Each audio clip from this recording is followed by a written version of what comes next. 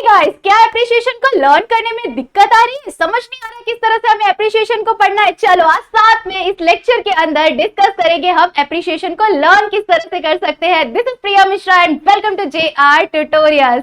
चलो तो सबसे पहले आज हम सोचेंगे समझेंगे कि कितने मार्क्स के लिए आता है हमारा ये एप्रिसिएशन। तो 8 मार्क्स आपका फिक्स हो जाएगा इस लेक्चर के बाद, क्योंकि ये 8 मार्क्स के लिए ये टॉपिक आपके एग्जाम में कंपलसरी आता है और आपको अटेम्प्ट करना इतना ज्यादा इजी हो जाएगा अगर आपने ये एंड तक इस लेक्चर को कंप्लीट कर लिया तो। सो ये है कंप्लीट आपका एप्रिसिएशन का लेक्चर। इसके अंदर आपको कितने एप्रिसिएशंस आते हैं, हम बहुत सारे एप्रिसिएशंस को डिस्कस करेंगे, जिसकी वजह से आपको हेल्प हो जाएगा कि आप किस तरह से लर्न कर सकते हैं। साथ ही साथ आप खुद से नोट्स अपना प्रिपेयर कर पाएंगे अपने एग्जाम के लिए। ओके चलो, सो ये है आपके क्वेश्चन नंबर 2। पद्य का जो पार्ट होता है, पद्य गद्य का पार्ट मतलब कि क्या होता है, पैराग्राफ के आंसर्स, एंड पद्य का जो पार्ट होता है जिसे हम लोग क्या कहते हैं, पोएम बेस्ड क्वेश्चन आंसर्स आते हैं उसके अंदर।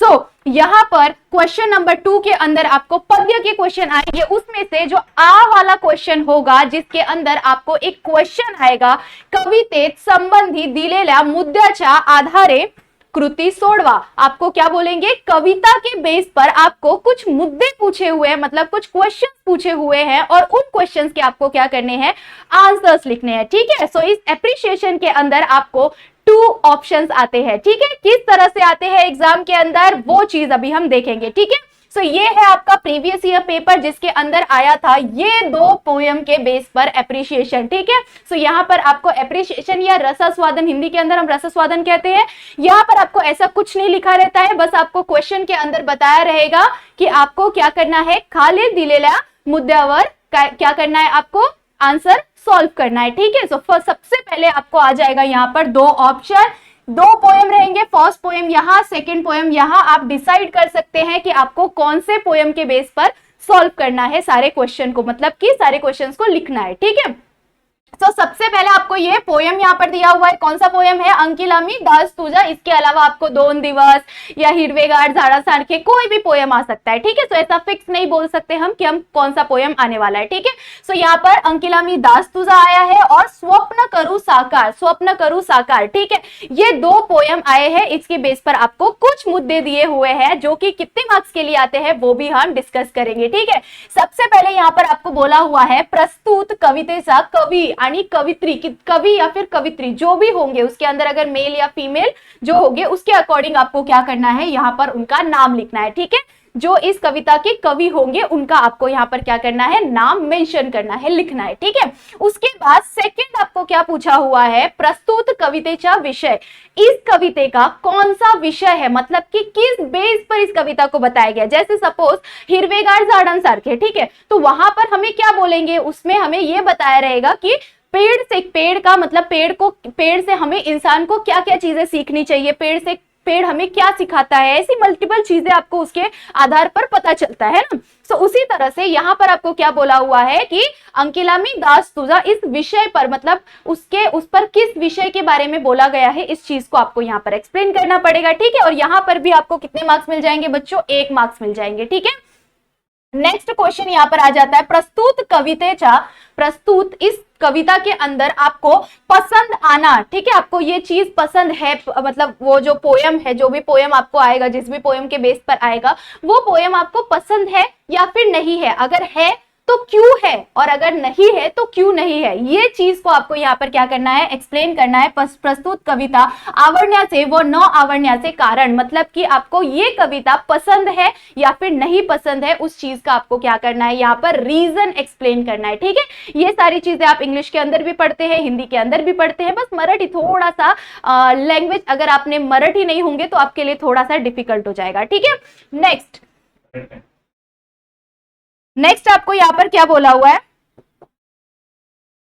उसके बाद आपको यहाँ पर ये थर्ड पॉइंट आ जाता है आपको। उसके बाद आता है नेक्स्ट क्वेश्चन, यहाँ पर आपको एक पोएम का, जैसे अगर वो टू लाइन का, मतलब उसके अंदर जो स्टेंजा है वो 2 लाइंस में डिवाइड है। ठीक है, तो आपको वो 2 लाइन का पैराग्राफ आएगा, मीन्स एक पोएम का स्टेंजा आएगा और आपको क्या बोलेंगे, इस चीज को आपको एक्सप्लेन करना है। ठीक है, इस लाइन को आपको क्या करना है, एक्सप्लेन करना है, स्पष्ट करना है। ठीक है, सो उसी तरह से आपको यहाँ पर दिया हुआ है 1 लाइन और इस वाले में आपको 4 लाइन्स गिवन है। ठीक है, क्योंकि इस पोएम के अंदर 4 स्टैंजास में डिवाइडेड है, ठीक है। तो उस तरह से आपको आएगा, किसी भी पोएम के अंदर इसी तरह से आएगा, ठीक है। इसके बाद हम लोग कुछ और एग्जांपल्स भी देखने वाले हैं, प्रीवियस टू प्रीवियस ईयर और उससे पहले वाला भी पेपर हम लोग यहाँ पर डिस्कस करेंगे, जिसके अंदर देखेंगे कि किस तरह से आया हुआ है, ठीक है।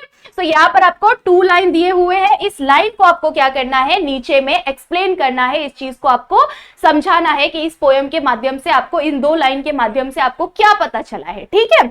उसके बाद आ जाता है 5th पॉइंट, जो कि है कवितेत दिलेल्या शब्दांचा अर्थ। आपको यहाँ पर जो शब्द दिए हुए, ठीक है, इस प्रस्तुत यहाँ पर आपको कुछ शब्द दिए हुए हैं, जैसे दिख रहा होगा यहाँ पर भी और यहाँ पर भी, ठीक है। इस पोएम के बेस पर यहाँ पर और इस पोएम के बेस पर यहाँ पर आपको कुछ शब्द दिए हुए हैं। इस शब्द को आपको क्या करना है, पढ़ना है और इसका अर्थ लिखना है, मतलब कि इसका मीनिंग लिखना है। अर्थ का मतलब क्या होता है, मीनिंग लिखना है, ठीक है। ना तो यहाँ पर आपको समानार्थिक शब्द बोला है, ना तो आपको क्या बोला है, विरुद्धार्थिक शब्द बोला है, ना ही आपको वचन या लिंग बोला हुआ है, ठीक है। आपको सिंपल बोला हुआ है, मीनिंग लिखना है, मतलब कि अर्थ लिखना है, ठीक है। सो यहाँ पर आपको सिंपल इसका मीनिंग लिखना है, ठीक है। आई होप सो आपको समझ में आया होगा, ठीक है। चलो नेक्स्ट देख लेते हैं, इस पेपर के अंदर किस तरह से और कौन से पोएम्स आए हुए थे, ठीक है। अगेन ये भी आपको सेम 8 मार्क्स के लिए आता है। सो इसके अंदर आपको कौन से 2 पोएम्स आए थे बच्चों, यहाँ पर देख सकते हो आप, दोन दिवस कविता है आप सभी के पास। सो दोन दिवस कविता आया हुआ है, साथ ही साथ स्वप्न करूं साकार। ये जो दोन दिवस है ना, ये बहुत ज्यादा इजी और बहुत ज्यादा सिंपल पोएम है, ठीक है। सो इसका लर्न करना सबसे ज्यादा इजी हो जाएगा आपके लिए, ठीक है। किस तरह से अप्रिशिएशन लिखना है वो भी मैं अभी आप लोग को समझाने वाली हूँ, ओके। तो यहाँ पर दोन दिवस का दिया हुआ है और स्वप्न करूं साकार, इन दोनों पोएम का दिया हुआ है, ठीक है। उसके बाद सबसे पहले अगेन आपको क्या पूछा हुआ है, प्रस्तुत कविता में जो कवि है या फिर कवित्री है उनका आपको क्या करना है, नेम लिखना है। प्रस्तुत कविता से कवि कवित्री इनमें से किसी का भी आपको नेम लिखना है, ठीक है। सेम आपको इसी तरह से फॉलो करना, और कुछ आपको सेंटेंस नहीं बनाना है यहाँ पर, बिल्कुल भी आप सेंटेंस मत बनाना। अगर आप सेंटेंसेस बनाओगे तो फिर वो आपका मार्क्स कट कर सकते हैं। आपको सिंपल नेम लिखना है, जो भी नाम रहेगा उनका, ओके। नेक्स्ट यहाँ पर फिर से आपको क्या पूछा हुआ है, प्रस्तुत कवितेचा विषय, इस कविता को किस विषय पर लिखा गया है, किस चीज पर बेस्ड है ये कविता, उस चीज को आपको यहाँ पर क्या करना है, एक्सप्लेन करना है, ठीक है। कितने मार्क्स के लिए बच्चों, 1 मार्क्स के लिए, ऊपर वाला भी 1 मार्क्स के लिए, ठीक है। सिंपली ये दोनों चीज लिखने पर भी अगर आपने कुछ भी लर्न नहीं किया ना, सिर्फ ये 2 पॉइंट लर्न कर लिया ना, आपको इजीली कितने मार्क्स मिल जाएंगे, 2 मार्क्स मिल जाएंगे, ठीक है। ये 2 मार्क्स का जब आप आंसर लिखने के लिए जाओगे ना तो उसमें से मार्क्स कट होते हैं, बट यहाँ पर आप सिंपल वर्ड्स लिख रहे हो, आपका बिल्कुल भी मार्क्स कट नहीं होगा, ठीक है। नेक्स्ट यहाँ पर क्या बोला हुआ है, 3rd क्वेश्चन के अंदर प्रस्तुत कविते दिलेल्या 2 ओडिसा सरल अर्थ लिखा, ठीक है। वहां पर आपको सिंपल मीनिंग लिखना है। यहाँ पर क्या बोला हुआ है, 2 लाइन जो दिया हुआ है, 2 ओड़ी, इनका आपको क्या करना है, सिंपल अर्थ लिखना है, मतलब कि उसको एक्सप्लेन करना है, सिंपल मीनिंग एक्सप्लेन करना है, ठीक है। कितने मार्क्स के लिए, 2 मार्क्स के लिए एक्सप्लेन करना है, ठीक है। ये चीज आपको पहले भी आ सकता है या फिर बाद में भी आ सकता है, तो ऐसा कंफ्यूज नहीं होना है कि अरे ये तो पहले आना चाहिए, ये तो बाद में आना चाहिए, ऐसा एक्सप्लेन मतलब कंफ्यूज नहीं होना है, ठीक है। सो यहाँ पर आपको क्या करना है, इस लाइन को आपको एक्सप्लेन करना है, सिंपल उसका मीनिंग एक्सप्लेन करना है, ठीक है। जैसे हम लोग वो एक्सप्लेन करते थे ना, ये जो कोई भी सेंटेंस दिया हुआ है, कोई भी पोएम दिया हुआ है, हिंदी के अंदर भी आता था एक्सप्लेनेशन वगैरह, ठीक है। तो उस तरह से आपको एक्सप्लेन करना है। नेक्स्ट आ जाएगा यहाँ पर प्रस्तुत कविता आवडण्याचे व न आवडण्याचे कारण। यहाँ पर आपको कविता पसंद है या फिर नहीं पसंद है, उसका आपको क्या करना है, रीजन लिखना है, ठीक है। कारण लिखना है, मतलब कि रीजन लिखना है। सो यहाँ पर आप लिखेंगे, आपको चाहे पसंद हो या ना हो, आपको सिर्फ और सिर्फ यही लिखना है कि आपको ये कविता पसंद है और इस कविता के माध्यम से आपको ये चीजें पता चल रही है, इसीलिए आपको ये कविता पसंद है, ठीक है। इस चीज को आपको यहाँ पर लिखना है। नेक्स्ट लास्ट में आपको क्या पूछा, और इसका भी आपको कितने मार्क्स है, 2 मार्क्स है। समझ रहे हो कितना ज्यादा सिंपल है। अगर चलो आपने बहुत बेकार से भी बेकार लिखा, आपको बिल्कुल लर्न नहीं है, बिल्कुल लिखना नहीं आता, फिर भी अगर आपने कम से कम 2 लाइन भी लिख लिया ना, इसके अंदर ये 3 पॉइंट के अंदर अगर आपने सिंपली कैसे भी टूटा फूटा मराठी जोड़ तोड़ के कैसे भी करके लिख लिया, बस एटलीस्ट सेंटेंस समझ में आना चाहिए, तो उतना भी लिखने के बाद आपको यहाँ पर 1 मार्क्स मिल जाएगा, यहाँ पर 1 मार्क्स और यहाँ पर 1 मार्क्स, लेके आपको कितना मार्क्स मिल जाएगा, 1 2 3 4 5 मार्क्स। आपको आपके हाथ से 5 मार्क्स कोई भी नहीं छीन सकता, इतना ज्यादा इजी है ये एप्रिसिएशन का पॉइंट, ठीक है। सो इसको बिल्कुल भी एग्जाम में मिस मत करना, सोचना मत कि ये कुछ चार्ट वार्ट बना के दिया है तो थोड़ा सा डिफिकल्ट होगा, इस चीज को बिल्कुल भी समझना नहीं है आपको, बस ये समझना है कि ये अप्रिसिएशन है और मुझे यहाँ पर लिखना है, ठीक है। नेक्स्ट आपको यहाँ पर एक्सप्लेन कर देना है कारण, और लास्ट में आपको क्या पूछा हुआ है, प्रस्तुत कविताचा शब्दांचा अर्थ लिहा। यहाँ पर आपको कुछ शब्द गिवन है, उन शब्द के आपको क्या करने हैं, अर्थ लिखने हैं, ठीक है। यहाँ पर देखो जिंदगी बर्बाद, जिंदगी बर्बाद, ऐसे बहुत सारे अलग अलग शब्द दिए हुए हैं आपको, तो यहाँ पर भी अगेन पोयम के बेस पर आपको शब्द दिए हुए, उसके आपको क्या करना है, अर्थ लिखना है, ठीक है। सो यहाँ पर इस तरह से आपको क्वेश्चन पूछे जाते हैं। ये एक और पेपर का पैटर्न है जिसके अंदर अगेन आपको यही क्वेश्चन इस तरह से पूछा गया है। सो सेम इसी तरह से पूछा गया है, प्रस्तुत जो ओडी है उसका अर्थ लिखो, उसके बाद आपको पसंद है या फिर नहीं पसंद है, ठीक है, तो उस चीज का आपको कारण लिखना है और शब्द का अर्थ लिखना है, ठीक है। सेम सेम इसी तरह से पूछा जाएगा आपको, ठीक है। सो इस क्वेश्चन को बिल्कुल भी मिस मत करना। और अब हम स्टार्ट करते हैं कि हमें किस तरह से लिखना चाहिए, ठीक है। सो मैंने यहाँ पर 3 पोयम का एक्सप्लेनेशन आपको बताने वाली हूँ, उसके अलावा जितने भी पोयम है उन सभी पोयम के आप लोग खुद से बनाकर ट्राई करो, कुछ डाउट है तो आप पूछ भी सकते हैं, ठीक है।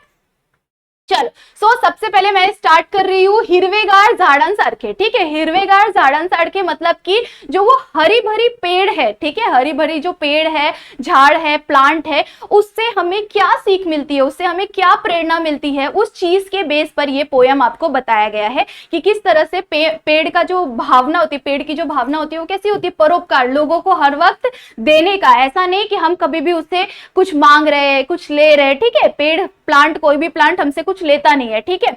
सो वो हमेशा हमें क्या देता है, हर तरह की चीजें ही हमें प्रोवाइड कर रहा है, ठीक है। सो वो चीजें यहाँ पर हमें मनुष्यों को सीखना चाहिए, ये सीख हमें इस पोयम के माध्यम से मिलती है, ठीक है। सो उस चीज को यहाँ पर बोला हुआ है। सबसे पहले कविता के कवि का नाम क्या है, कविता के कवि का नाम क्या है बच्चों, यहाँ पर जॉर्ज लोपेस, ठीक है, जॉर्ज लोपेस इस कविता के कवि का नाम है। साथ में बोलो फटाफट से, जॉर्ज लोपेस, ठीक है। हिरवेगार झाडांसारखे, जॉर्ज लोपेस, इस तरह से आप लर्न कर सकते हैं, ठीक है। नेक्स्ट इज कवितेचा विषय, इस कविता का विषय क्या है, मतलब किस पर बेस्ड है ये कविता। यहाँ पर मैंने अभी आपको बोला, क्या बोला हुआ है कि मनुष्यों को सिखा रहा है कि हमें किस तरह से रहना चाहिए, पेड़ के जैसा रहना चाहिए, हमेशा खड़ा और कभी भी लोगों से लेने की भावना ना रखना, हमेशा उनके ऊपर कुछ तो भी उपकार करना, मतलब कि उन्हें कुछ तो भी चीजें देने की भावना होना, ठीक है। सो यहाँ पर क्या बोला हुआ है, माणसाने आपले आयुष्यात झाडांसारखे जगावे, मतलब अपना जो जीवन है उसे हमेशा किस तरह से रहना चाहिए, जगावे का मतलब क्या होता है, रहना, ठीक है। किस तरह से हमें रहना चाहिए, मनुष्यों को किस तरह से रहना चाहिए, झाड़ के जैसा, झाडांसारखे जगावे, हे सूत्र या कवितेतून मांडले आहे। इस कविते के माध्यम से इस चीज को आपको बताया हुआ है कि मनुष्यों को किस तरह से रहना चाहिए बच्चों, मनुष्यों को हमेशा झाड़ के जैसा रहना चाहिए, हमेशा स्ट्रॉन्ग और लोगों की हेल्प करने के लिए, ठीक है। आई होप सो लर्न हो रहा होगा आपको, ठीक है। मैंने बहुत ही सिंपल एकदम सिंपल वर्डिंग में लिखा है जिसकी वजह से आपको इजीली लर्न हो सके। इधर पे अगर आप लर्न करेंगे तो वो ज्यादा इजीली आपको लर्न हो जाएगा। आप स्क्रीनशॉट भी ले सकते हो और मैं ट्राई करूंगी कि मैं आपको पीडीएफ भी शेयर कर दूं, ठीक है। चलो नेक्स्ट क्या बोला हुआ है, सरल अर्थ, मतलब आपको सिंपल अर्थ लिखना है। एक झाड़ के बारे में जो आपको सेंटेंस दिया हुआ है उसके बारे में आपको क्या करना है, सिंपल अर्थ लिखना है, ठीक है। सो आप किसी भी, आपको कोई भी पोयम का मतलब पोयम में से कोई भी 2 लाइन आ सकता है, ठीक है। तो उसके लिए प्रिपेयर रहना है आपको, एक बार पोयम को पूरा पढ़ लेना है। एक बार पोयम को पढ़ लोगे तो आपको पता चल जाएगा कि इस पोयम में क्या क्या चीजें बताई हुई है और कौन से लाइन पे क्या चीजें बताई हुई है, ये पता होगा तो आपको इजीली आ सकता है। मतलब उधर का जो 2 मार्क्स है उसमें से 1 मार्क्स तो आपको इजीली मिलने ही वाला है, ठीक है। सो बस आपको लिखना है, ट्राई करना है कि कुछ तो भी मैं उसके अंदर लिख के आऊं, ठीक है। उसके बाद नेक्स्ट बोला हुआ है आवडण्याची व न आवडण्याची कारणे। यहाँ पर क्या पूछा हुआ है आपको, पसंद है या नहीं पसंद है उसका रीजन बताओ, कारण बताना है आपको यहाँ पर। तो झाड़, ये कविता, ये जो हिरवेगार झाडांसारखे ये कविता है वो पसंद ना आने का कोई रीजन हो ही नहीं सकता। आपको हमेशा यही लिखना है कि ये कविता मुझे बहुत पसंद है, ठीक है। क्यों पसंद है उसका रीजन लिखो।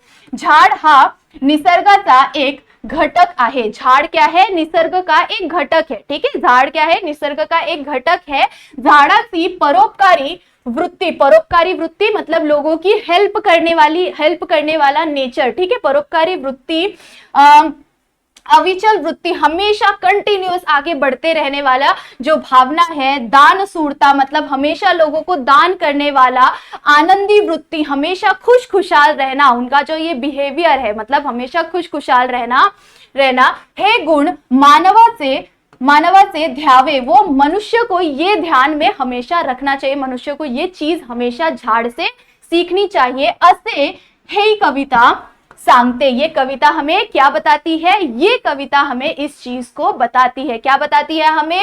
कि मनुष्यों को कैसा रहना चाहिए? झाड़ के जैसे, झाडांची परोपकारी वृत्ती, अविचल वृत्ती, दानशूरता आणि आनंदी वृत्ती हे गुण मानवाने ध्यावे असे ही कविता सांगते। ऐसा ये कविता हमें बताती है।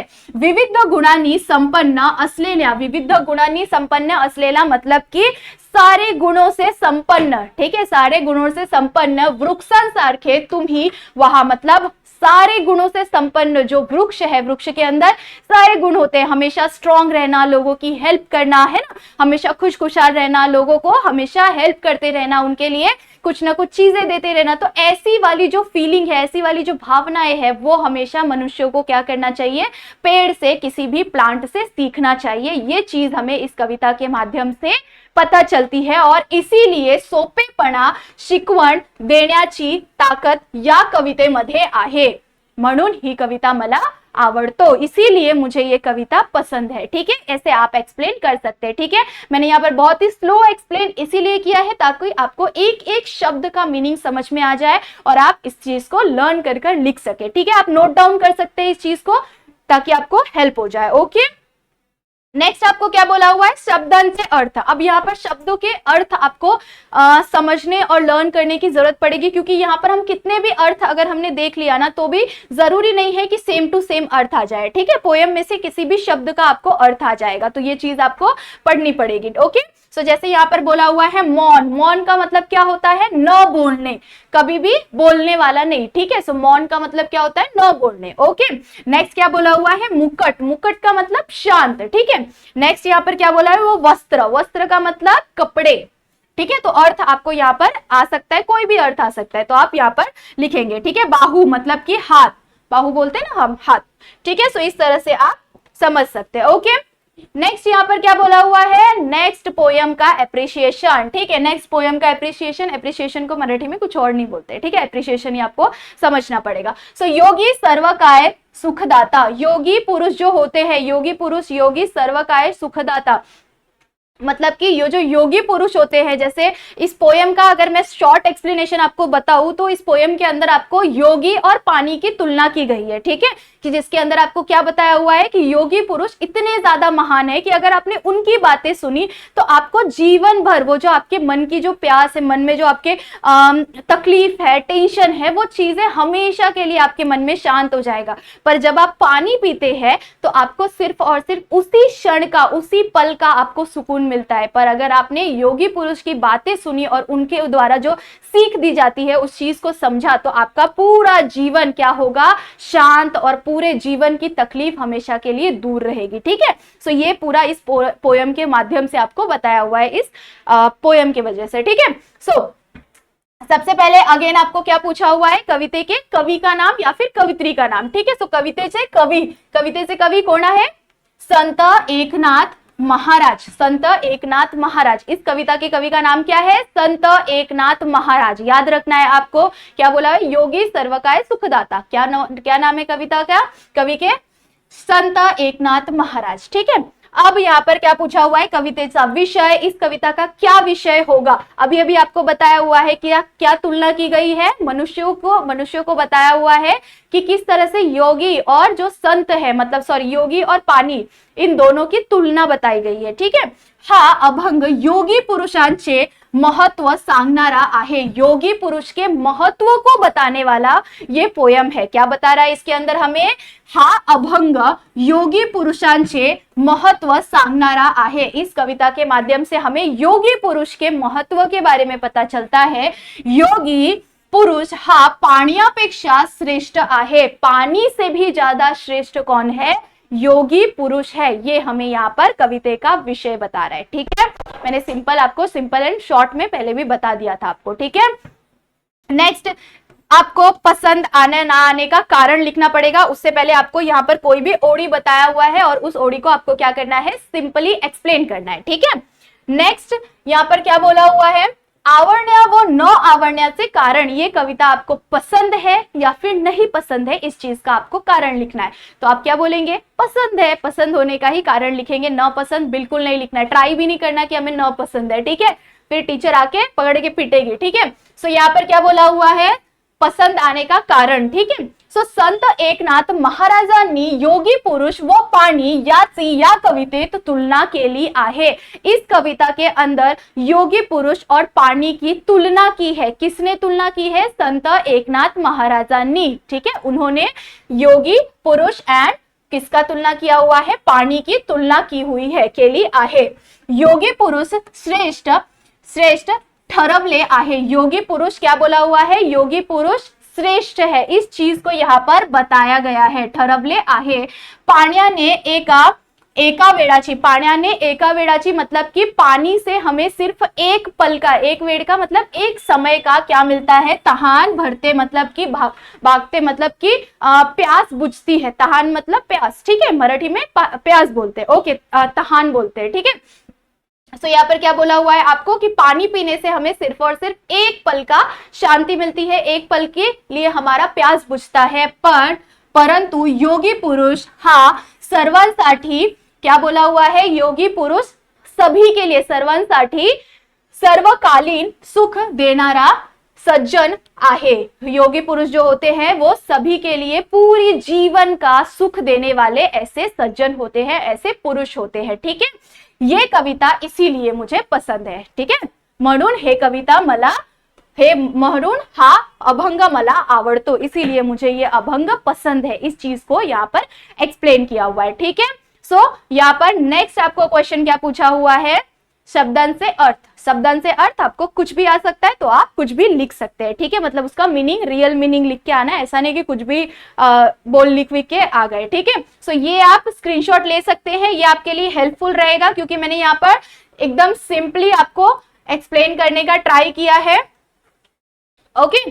सो यहाँ पर सिंपल वर्ड्स है जिसकी हेल्प से आपको ज्यादा जल्दी लर्न हो जाएगा, ठीक है। सो यहाँ पर अर्थ क्या बोला हुआ है, उदक, उदक का मतलब क्या होता है, पानी, जल, ठीक है। मधुर, गोड़, मधुर मतलब मीठा, गोड़। उसके बाद तृषित, तृषित मतलब तहान लेला, मतलब जो जिनको प्यास लगी हुई होती है ना, तृषित, तो उसको क्या बोलते हैं, तहान लेला। उसके बाद साक्षरने, क्या है यहाँ पर, धुले, ठीक है, यहाँ पर ऐसे शब्द आपको गिवन है, ठीक है। उसके बाद नेक्स्ट पोयम है आपको दोन दिवस, दोन दिवस कविता, जो कामगारों के ऊपर है ना, कामगार, बहुत सारे जो मतलब कामगारों का जीवन कैसा होता है, 2 दिन की जिंदगी, और उसके अंदर कितना सारा आपको स्ट्रगल करना पड़ता है, बट हमें हमेशा सीखते रहना चाहिए कि कोई भी काम छोटा बड़ा नहीं होता, हमेशा हमें क्या करना चाहिए, कोशिश करनी चाहिए आगे बढ़ते रहने की, कभी भी हमें स्टॉप नहीं होना अपने जीवन में, है ना। सो ऐसी चीजें आप लोगों को यहाँ पर कामगार के जीवन के बारे में एक्सप्लेन किया हुआ है। कविता के कवि का नाम क्या है, नारायण सुर्वे है। कविता का विषय क्या है, कष्टकारी कामगारांचा आयुष्यातील दहान वास्तविकताचा प्रमाण, ये कविता, इस कविता के अंदर बताया हुआ है कि मतलब जो कामगार होते हैं ना, जो जैसे मिट्टी उठाने वाले, जैसे कोई बिल्डिंग्स बनती है ना, तो वो बिल्डिंग पे जो काम करने वाले, सीमेंट पत्थर ईंट उठाने वाले जो लोग होते हैं ना, उनका जीवन कैसा होता है, जो मिल्स फैक्ट्रीज के अंदर काम करते हैं तो उनका जीवन कैसा होता है, उनके जीवन में कितना स्ट्रगल होता है, उसके चित्रण को आपको बताया हुआ है, उनके लाइफ को आपको यहाँ पर एक्सप्लेन किया हुआ है, ठीक है। सो इस पोएम का आप स्क्रीनशॉट ले सकते हैं जिसकी वजह से आपको लर्न हो जाए, ठीक है। अगेन आपको यहाँ पर कोई ओडी दी रहेगी, कोई लाइन दिया रहेगा, उसको आपको एक्सप्लेन करना है, एंड देन आवडण्या व न आवडण्याचे कारण, एंड लास्टली आपको इससे मिलने वाला संदेश, मतलब कि आयुष्य में हमें पूरी हमारी जीवन के अंदर हमें हमेशा स्ट्रांगली खड़े रहना चाहिए और हमेशा जीवन में आगे बढ़ता रहना चाहिए। इस तरह के मतलब कि जीवन के अंदर कोई भी उतार चढ़ाव आ जाए, कितनी भी तकलीफ आ जाए, तो हमें वहां पर घबराना नहीं चाहिए, ठीक है, स्ट्रांगली उसका मुकाबला करना चाहिए। ऐसी चीजें आपको इस कविता के माध्यम से बताया हुआ है, ठीक है। आई होप सो आप सभी को ये हेल्पफुल होगा। इस तरह से आप सारे अप्रिसिएशन को लर्न कर सकते हैं। सिंपल वर्ड्स का इस्तेमाल करो, ज्यादा डिफिकल्ट वर्ड्स अगर आप इस्तेमाल करेंगे तो एंड मोमेंट पे आप भूल जाएंगे या फिर आप गलत तरीके से लिखेंगे। तो अगर गलत तरीके से लिखा तो आपके मार्क्स उधर पे ही चले जाएंगे, ठीक है। सो हिंदी, मराठी, इंग्लिश के अंदर आपके स्पेलिंग्स चेक होते हैं, तो ये सारी चीजों को ध्यान में रखना है। ज्यादा डिफिकल्ट वर्ड्स को लर्न करने का ट्राई मत करो, लिखने का ट्राई मत करो, जिसकी वजह से आपका पूरा मार्क्स चले जाए, ठीक है। सो सारे क्वेश्चन को अटेम्प्ट करने का ट्राई करो, जितने भी 2 मार्क्स के हैं। तो अगर आपने अटेम्प्ट किया, 2 लाइन 3 लाइन अगर आपने लिखा उसके अंदर, तो आपको 1 मार्क्स तो डेफिनेटली मिलेगा, आधा मार्क्स तो मिलेगा ही। तो इसके लिए आप उसको ट्राई करो, लिखने का छोड़ के मत आना, ठीक है। आई होप सो आपको हेल्पफुल रहा होगा। इसके आगे अगर कुछ भी डाउट है, कुछ भी प्रॉब्लम है, तो आप कमेंट सेक्शन में बता सकते हैं। साथ ही साथ यहाँ पर इंस्टा आईडी मेंशन है, आप यहाँ पर मैसेज भी कर सकते हैं। एंड ये हमारे JR ट्यूटोरियल का इंस्टा आईडी है, यहाँ पर आपको आगे सारे अपडेट्स मिलते रहेंगे, ठीक है। आई होप सो आपको समझ में आया होगा। तो जाने से पहले वीडियो को लाइक जरूर से करना, सारे दोस्तों को फटाफट से शेयर कर दो। अब तब तक के लिए बाय बाय, मिलते हैं इन नेक्स्ट लेक्चर।